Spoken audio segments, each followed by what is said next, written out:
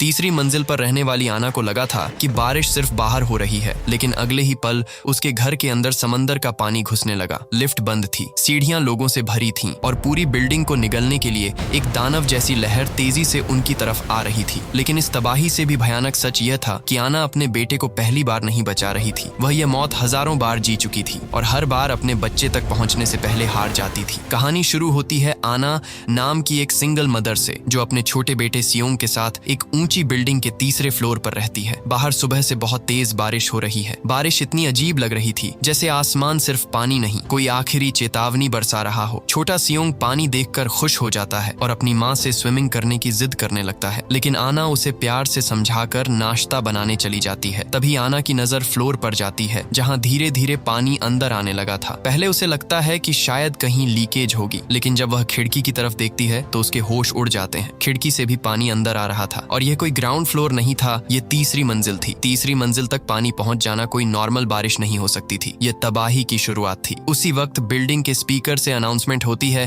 कि पानी तीसरे फ्लोर तक पहुंच चुका है, इसलिए सभी लोग तुरंत ऊपरी फ्लोर्स पर चले जाएं। साथ ही बताया जाता है कि पूरी बिल्डिंग की बिजली जा चुकी है, इसलिए लिफ्ट काम नहीं करेगी। अब ऊपर जाने का सिर्फ एक ही रास्ता था, सीढ़ियां। आना बिना समय गंवाए जरूरी चीजें पैक करने लगती है, लेकिन सियोंग अब भी पानी देखकर स्विमिंग की जिद कर रहा था। एक तरफ मौत दरवाजे तक आ चुकी थी और दूसरी तरफ बच्चा इसे खेल समझ रहा था। टेंशन में आना उसे डांट देती है। तभी उसके फोन पर एक कॉल आता है। दूसरी तरफ से एक आदमी पूछता है, क्या आप डार्विन कंपनी की मैनेजर आना बोल रही हैं? क्या आपके फ्लोर पर पानी आ चुका है? आना घबराकर हाँ कहती है। वह आदमी तुरंत जवाब देता है कि कुछ ही मिनटों में आपका पूरा फ्लोर डूब जाएगा। आप सामान मत उठाइए, बस तुरंत ऊपर की तरफ आइए, मैं आपको बचाने आया हूँ। इतना कहते ही कॉल कट जाता है। आना अब समझ चुकी थी कि एक पल की देरी भी उसके और उसके बच्चे के लिए मौत बन सकती है। आना सियोंग की जरूरी दवाइयां उठाती है और उसे आवाज लगाती है, लेकिन सियोंग कहीं नजर नहीं आता। उसका दिल बैठ जाता है। फिर उसे याद आता है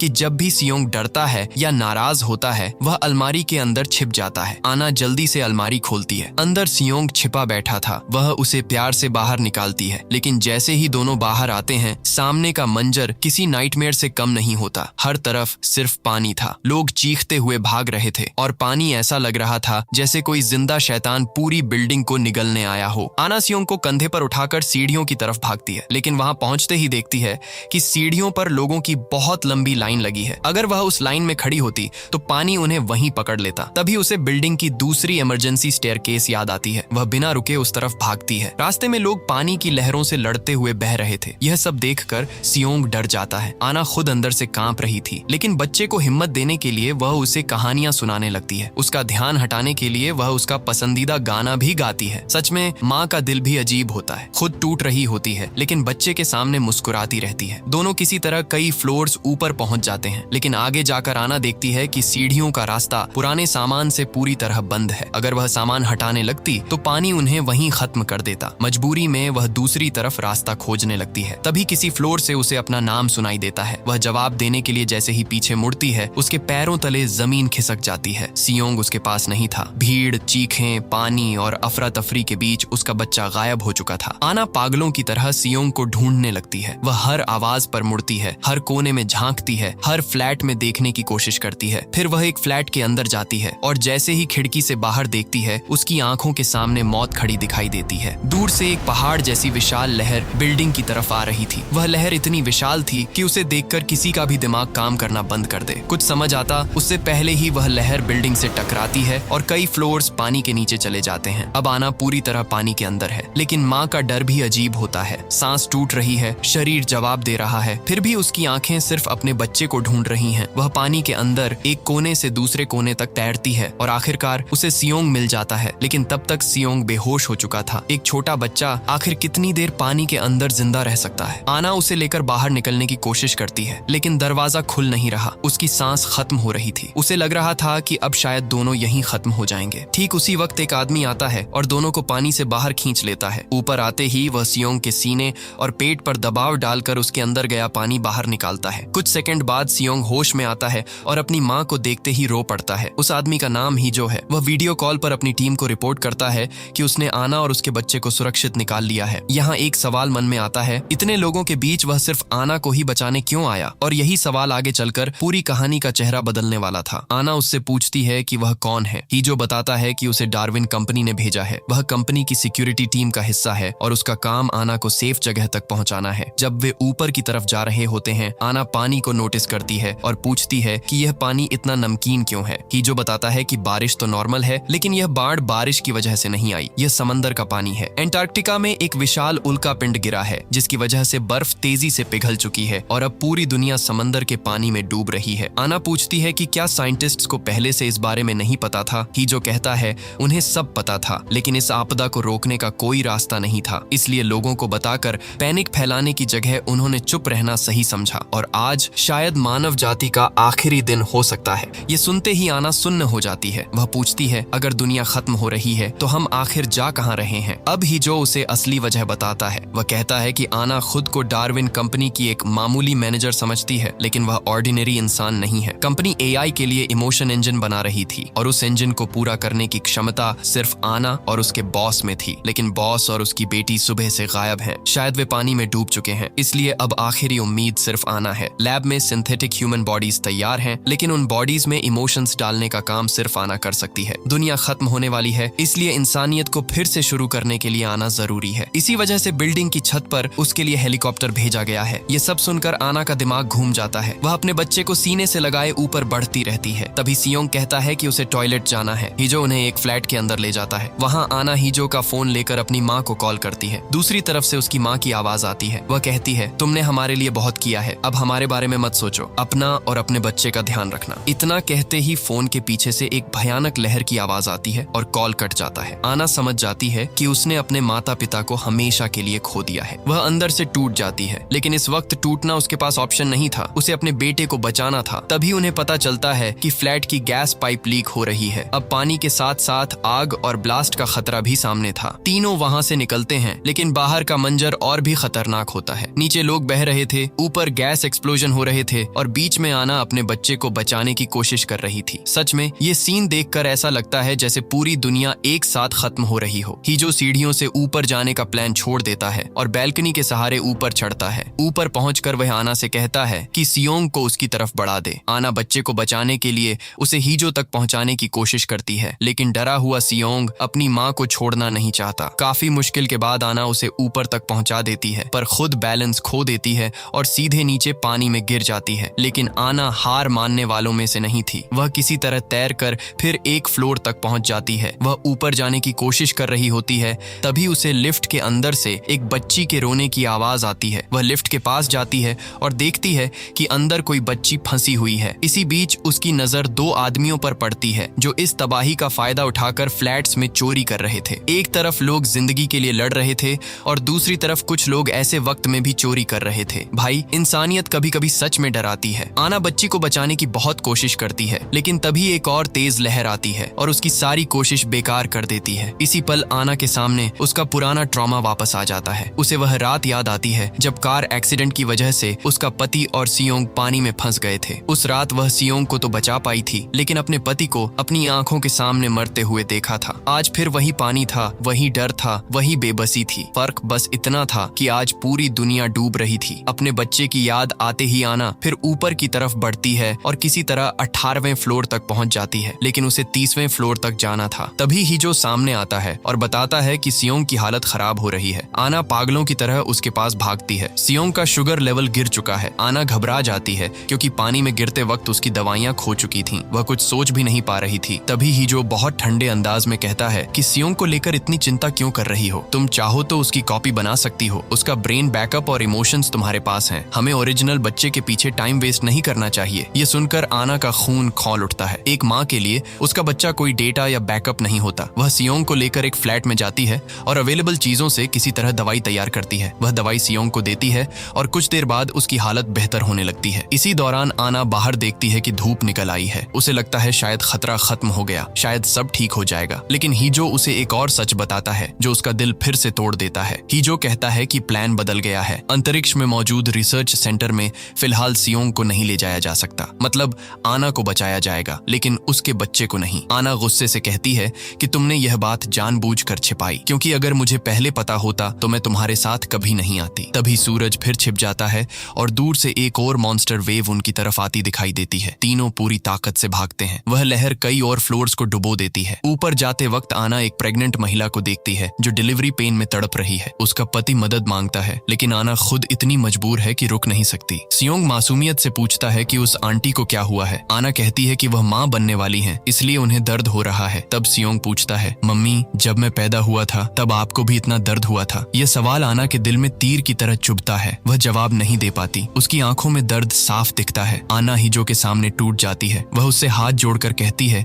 कि मेरे बच्चे को मेरे साथ ले चलो, मैं तुम्हारी हर बात मानूंगी, बस उसे मुझसे अलग मत करो। वह मेरे बिना नहीं रह पाएगा और मैं उसके बिना जिंदा नहीं रह पाऊंगी। लेकिन हीजो कहता है कि वह कुछ नहीं कर सकता, उसे सिर्फ ऑर्डर्स फॉलो करने हैं। वह छत पर जाता है जहां रेस्क्यू टीम पहले से मौजूद होती है, लेकिन जैसे ही आना वहां पहुंचती है उसे पता चलता है कि उसे जो बताया गया था वह पूरा सच नहीं था। रेस्क्यू टीम सियोंग को आना से अलग कर देती है। आना रोती है, हाथ जोड़ती है, चिल्लाती है, लेकिन कोई नहीं सुनता। तभी टीम के लोग हीजो को गोली मार देते हैं। टीम लीडर कहता है कि आना के अलावा यहाँ मौजूद हर इंसान मारा जाएगा। अब आना समझ जाती है कि यह रेस्क्यू नहीं, एक मिशन है। उसके हाथ से सब कुछ निकल चुका था। वह आखिरी बार सियोंग को गले लगाती है, उसे प्यार करती है और फिर उसे उससे अलग कर दिया जाता है। इसके बाद आना को स्पेस की तरफ भेजा जाता है। नीचे पूरा शहर पानी में डूब रहा होता है और ऊपर एस्ट्रॉइड के टुकड़े रॉकेट की तरफ तेजी से आ रहे होते हैं। और यहीं पर कहानी अपना सबसे खतरनाक ट्विस्ट दिखाती है। अचानक आना फिर उसी अपार्टमेंट में आंख खोलती है। बाहर फिर पानी है, घर में फिर बाढ़ आ चुकी है, स्पीकर से फिर वही अनाउंसमेंट हो रही है, यानी कहानी फिर से शुरुआत पर वापस आ चुकी थी। अब आना के फोन पर फिर हीजो का कॉल आता है। वह कहता है कि छत पर हेलीकॉप्टर इंतजार कर रहा है और इस बार सियोंग को भी साथ ले जाया जाएगा। लेकिन इस बार कुछ अजीब है। सियोंग बार बार अपनी माँ को कुछ दिखाना चाहता है। वह कहता है कि उसने सपने में कुछ देखा है और उसकी ड्राइंग बनाई है, लेकिन आना पैनिक में उसकी बात इग्नोर कर देती है। वह उसे अलमारी से निकालती है और कहती है कि अब से वह उसकी हर बात मानेगा। अगर कोई उसे अपने साथ ले जाने की कोशिश करे तो वह नहीं जाएगा। तभी सियोंग एक अजीब सवाल पूछता है। वह कहता है, मम्मी मेरी उम्र हमेशा 6 साल ही क्यों रहती है? मैं बड़ा क्यों नहीं हो रहा? आना को यह बात समझ नहीं आती। वह उसे उठाकर ऊपर भागने लगती है। पिछली बार जब हीजो ने उसे आवाज दी थी तो आना ने जवाब दिया था, लेकिन इस बार वह उसे इग्नोर कर देती है। तभी एक विशाल लहर आती है और सबको बहा ले जाती है। आना और सियोंग पानी में गिरते हैं, लेकिन किसी तरह ऊपर आते हैं। पर फिर आना सियोंग को खो देती है। आना उसे फिर पागलों की तरह ढूंढती है। उसे लगता है कि शायद सियोंग पानी में गिर गया है, इसलिए वह पानी के अंदर उसे तलाशती है। तभी एक तैरती हुई कार उसे जोर से टक्कर मारती है। अगले सीन में हीजो फिर उसे रेस्क्यू करता है, लेकिन यहाँ एक डिटेल सब कुछ बदल देती है। पिछली बार आना की टी शर्ट पर 497 लिखा था, इस बार नंबर 787 हो चुका था। और यही वो पल था जहाँ कहानी साफ इशारा देती है कि यह कोई सपना नहीं है, ये एक लूप है। एक ऐसा लूप जहाँ आना हर बार लौटती है, हर बार लड़ती है और हर बार अपने बच्चे से कुछ कदम दूर रह जाती है। जब आना दोबारा सियोंग को ढूंढने जाना चाहती है, हीजो उसे एक फोटो दिखाकर कहता है कि सियोंग ऊपर वाले फ्लोर पर है। आना को समझ नहीं आता कि सियोंग उससे इस तरह भाग क्यों रहा है। वह तो अपनी माँ के बिना रह भी नहीं सकता। हीजो उसे रोकने की कोशिश करता है, लेकिन आना गुस्से में उसकी गन छीन लेती है। तभी गैस लीक की वजह से अपार्टमेंट में ब्लास्ट होता है। आना घायल हो जाती है और अगले ही पल हम देखते हैं कि हीजो ने फिर उसे बचा लिया है, लेकिन इस बार उसकी टी शर्ट पर 100वें लूप जैसा नया नंबर नजर आता है, यानी सिस्टम फिर चल चुका था। आना हीजो से हाथ छुड़ाकर फिर पानी में कूदती है और सियोंग को खोजने लगती है। वह उसी लिफ्ट तक पहुंचती है जहां पिछली बार एक बच्ची फंसी थी। इस बार उसे एहसास होता है कि यह सब पहले भी हो चुका है। पिछली बार वह बच्ची को बचा नहीं पाई थी। इस बार वह पूरी कोशिश करती है, लेकिन फिर फेल हो जाती है। पानी उसे नीचे खींचने लगता है। अगले लूप में वह फिर उसी लिफ्ट के सामने होती है, लेकिन इस बार उसकी टी शर्ट पर 47 ही लिखा है। इस बार वह पूरी ताकत लगाकर बच्ची को बचा लेती है और उसे उसके ग्रैंड पेरेंट्स के पास पहुंचा देती है। अब सवाल है कि आना को कैसे पता चला कि वे उसके ग्रैंड पेरेंट्स हैं, क्योंकि शायद वह यह सीन पहले कई बार जी चुकी है। आना बच्ची से पूछती है कि क्या उसने सियोंग को देखा है। बच्ची बताती है कि जब वह लिफ्ट में फंसी थी उसने 2 लोगों को सियोंग से बात करते सुना था। आना आगे जाती है और वहीं 2 चोर मिलते हैं जिन्हें वह पहले भी देख चुकी थी। उनसे हाथापाई होती है। हीजो आता है और उन्हें पीटता है। जब उनसे सियोंग के बारे में पूछा जाता है, वे कहते हैं कि उन्होंने उसे देखा जरूर था, लेकिन उसे नुकसान नहीं पहुंचाया। गुस्से में हीजो उन्हें पानी में फेंक देता है। हीजो आना से कहता है कि रेस्क्यू टीम आने वाली है, वही सियोंग को ढूंढ लेगी, लेकिन आना उससे रिक्वेस्ट करती है कि टीम आने से पहले वे खुद उसे खोजें। आना का बात करने का अंदाज देखकर हीजो को शक होता है, क्योंकि आना उससे ऐसे बात कर रही थी जैसे उसे बहुत पहले से जानती हो। अगले सीन में आना एक दीवार पर पेंट से कुछ ड्रॉ कर रही होती है और इस बार उसकी टी शर्ट पर 773 लिखा होता है। मतलब ये लूप हजारों बार रिपीट हो चुका था। हर बार आना कुछ नया सीख रही थी। हर बार वह मौत को थोड़ा और समझ रही थी। ऊपर एक फ्लोर पर वह देखती है कि प्रेग्नेंट महिला ने बच्चे को जन्म दे दिया है। आना अपना कोट उतार कर उस महिला को दे देती देती है। वहाँ से जाते वक्त वह सुनती है कि वह महिला अपने पति से कह रही है कि उसने सपने में देखा था कि पूरा शहर सुनामी में बह गया, लेकिन वे बच गए। ये सुनकर आना को सियोंग की बात याद आती है। सुबह उसने भी कहा था कि उसने सपने में कुछ देखा है और उसे ड्राइंग बनाकर आना के फोन पर भेजा है। आना जब फोन चेक करती है तो वह हैरान रह जाती है। सियोंग ने एक ही ड्राइंग एक बार नहीं, हजारों बार भेजी थी और वे ड्राइंग्स वही सीन्स दिखा रही थीं जो सियोंग ने अपनी आखिरी सांसों से पहले देखे थे। अब कहानी साफ हो जाती है। ये कोई सिंपल फ्लड सर्वाइवल स्टोरी नहीं है। ये टाइम लूप और पैरेलल रियलिटी से जुड़ी हुई कहानी है और आना की टी शर्ट पर बदलते नंबर्स बताते हैं कि यह दिन कितनी बार रिपीट हो चुका है। भाई, यहाँ से मूवी सच में दिमाग घुमा देती है। अब आना समझ जाती है कि सियोंग क्यों पूछ रहा था कि उसकी उम्र 6 साल पर ही क्यों रुकी हुई है। वह लास्ट फ्लोर की अलमारी में सियोंग को ढूंढने जाती है, लेकिन वह वहाँ नहीं मिलता। तभी डार्विन टीम और हीजो वहाँ पहुँचते हैं। वे आना को दवा देकर बेहोश करने की कोशिश करते हैं। बेहोश होने से पहले आना हीजो से कहती है कि छत पर ये लोग तुम्हें मार देंगे, मैं तुमसे पहले भी कई बार मिल चुकी हूँ। तभी उसकी टी शर्ट पर 8-4 लिखा दिखाई देता है। ये देखकर हीजो के मन में शक पैदा हो जाता है। वह अपनी ही टीम के लोगों को मार देता है और आना को इंजेक्शन देकर होश में लाता है। होश में आते ही आना कहानी का असली सच बताती है। डार्विन रिसर्च सेंटर काफी समय से सिंथेटिक ह्यूमन बॉडीज बनाने के सीक्रेट प्रोजेक्ट पर काम कर रहा था। वे ऐसी आर्टिफिशियल बॉडीज बना चुके थे जो इंसानों की तरह दिखती थीं, चलती थीं, रिएक्ट करती थीं, यहाँ तक कि बच्चे को जन्म देने जैसी बायोलॉजिकल प्रोसेस भी मिमिक कर सकती थीं। लेकिन एक चीज गायब थी, इमोशन। उनमें गुस्सा, दर्द, प्यार, डर, गिल्ट कुछ भी रियल नहीं था। इसीलिए आना और उसके बॉस ने इमोशन इंजन पर काम शुरू किया। इस एक्सपेरिमेंट के लिए 2 चीजों की जरूरत थी, एक टेस्ट सब्जेक्ट और दूसरा टेस्ट सैंपल, क्योंकि किसी इंसान के सबसे गहरे इमोशंस तब बाहर आते हैं जब वह किसी दूसरे इंसान के लिए जिम्मेदारी महसूस करता है। इसी वजह से उन्होंने 2 आर्टिफिशियल बॉडीज बनाई। उनमें से एक था सियोंग, मतलब सियोंग आना का बायोलॉजिकल बेटा नहीं था, वह एक सिंथेटिक ह्यूमन बॉडी था। यही वजह थी कि जब उसने पूछा था, मम्मी जब मैं पैदा हुआ था तब आपको भी इतना दर्द हुआ था, तो आना जवाब नहीं दे पाई थी, क्योंकि सच ये था कि आना ने सियोंग को जन्म नहीं दिया था। शुरुआत में आना सियोंग से इमोशनली अटैच्ड नहीं थी। उसके पति की मौत के बाद तो वह सियोंग को डार्विन सेंटर वापस भेजना चाहती थी, क्योंकि उसे लगता था कि सियोंग को बचाने के चक्कर में उसने अपना पति खो दिया। उनका काम सिर्फ डेटा कलेक्ट करना था, फिर उसी डेटा से एआई इमोशन इंजन को ट्रेन करना था, ताकि फ्यूचर में सिंथेटिक बॉडीज में रियल इमोशंस डाले जा सकें। लेकिन एक्सपेरिमेंट पूरा होने से पहले उन्हें पता चलता है कि अंटार्कटिका में एक विशाल एस्टेरॉयड टकराने वाला है, जिससे पूरी दुनिया में सुनामी आएगी और ह्यूमैनिटी खत्म हो जाएगी। समय कम था, इसलिए डार्विन लैब सियोंग का डेटा कलेक्ट करने के लिए लोग भेजती है और आना को भी रिसर्च सेंटर ले जाने का प्लान बनाती है। लेकिन जब उनका स्पेसशिप एस्टेरॉयड के टुकड़े से टकराकर तबाह होता है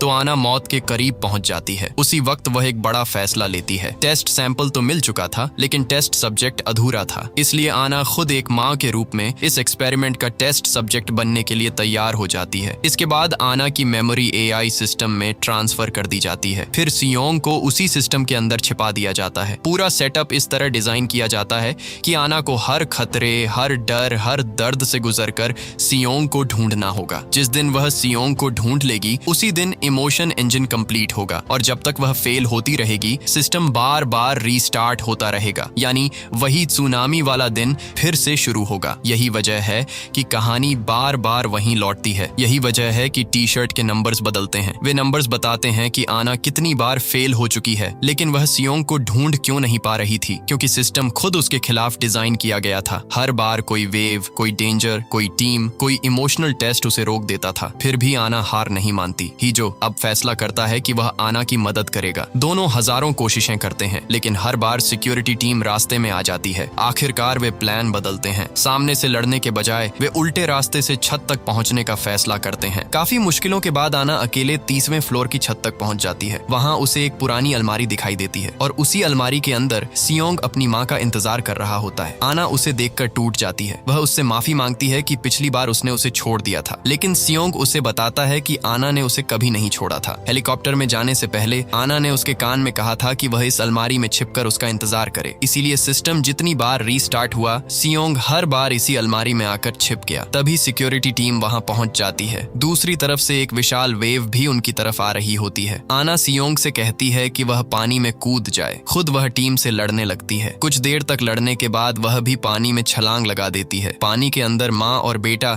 एक दूसरे तक पहुंचने की कोशिश करते हैं और यहाँ मूवी अपनी सबसे इमोशनल बात कहती है। माँ होना सिर्फ जन्म देने से नहीं होता। माँ वह है जो बच्चे के लिए खुद को मिटाने को तैयार हो जाए। सियोंग चाहे सिंथेटिक एक बॉडी हो, लेकिन आना का प्यार अब पूरी तरह रियल था। एक खतरनाक लहर दोनों से टकराती है, लेकिन इस बार वे खत्म नहीं होते। इस बार AI इमोशन इंजन कंप्लीट हो जाता है। सिस्टम को वह इमोशन मिल जाता है जिसकी उसे जरूरत थी, एक माँ का डर, गिल्ट, पेन, सैक्रिफाइस और प्यार। इसके बाद सुनामी रुक जाती है, लूप खत्म हो जाता है और कहानी यहीं पर एक इमोशनल एंडिंग के साथ बंद होती है। तो दोस्तों, ये सिर्फ एक डिजास्टर मूवी नहीं थी, ये एक माँ की जर्नी थी जो पहले एक आर्टिफिशियल बच्चे को सिर्फ एक्सपेरिमेंट समझती थी, लेकिन हजारों मौतें जीने के बाद उसे अपना बेटा मान लेती है और आखिर में यही प्यार इंसानियत को दोबारा शुरू करने की उम्मीद बन जाता है। वीडियो पसंद आई हो तो लाइक जरूर करना और कमेंट में बताना। अगर आप आना की जगह होते तो क्या अपने बच्चे को बचाने के लिए हजारों बार वही मौत जीने को तैयार होते? मिलते हैं अगली वीडियो में एक और जबरदस्त मूवी एक्सप्लेनेशन के साथ।